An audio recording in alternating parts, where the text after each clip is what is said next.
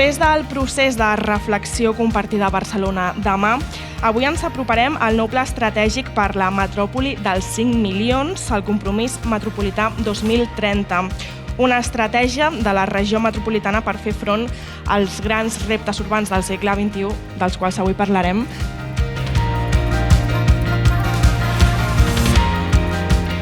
El que cal és tenir un model de ciutat.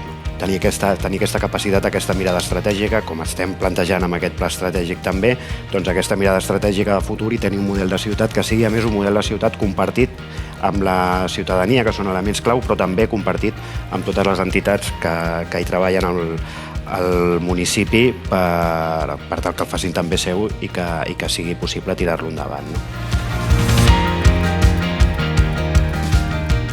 El model de ciutat també hi té molt a dir i ho veiem amb el creixement de ciutats al llarg del món que creixen a partir de la segregació. Volem ser radicalment contraris i construir una ciutat que sigui compacta, que sigui densa, que tingui una mixtura d'usos on la gent pugui viure i treballar en qualitat i amb noves centralitats també, amb aquest concepte de noves centralitats i fugir d'aquest concepte de centre i perifèria que de vegades ha estigmatitzat molts barris i molts municipis.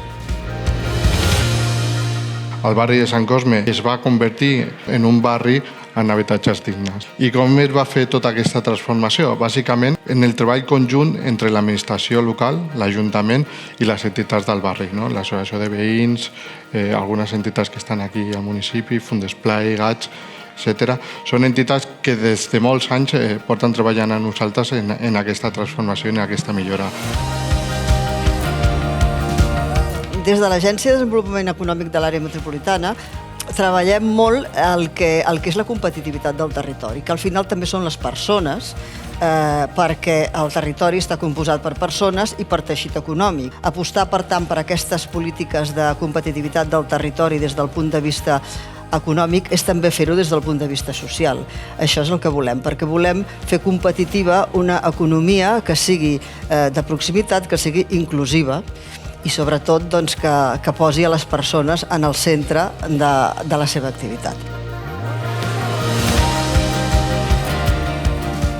Com a Ajuntament de Vilafranca vam poder conèixer aquest projecte que és l'Excel·lent. És un projecte que el que vol és donar una eina, donar un mètode de referència d'orientació educativa en el que visibilitza aquesta importància, oferir quines oportunitats té el territori, quins recursos hi ha, perquè de recursos n'hi ha molts, el que cal és connectar-los i fer que aquests diferents àmbits, l'educatiu i el que hi ha fora a l'escola, que al final a l'escola és preparar els joves i les persones pel que trobaran a fora, doncs poder-los connectar.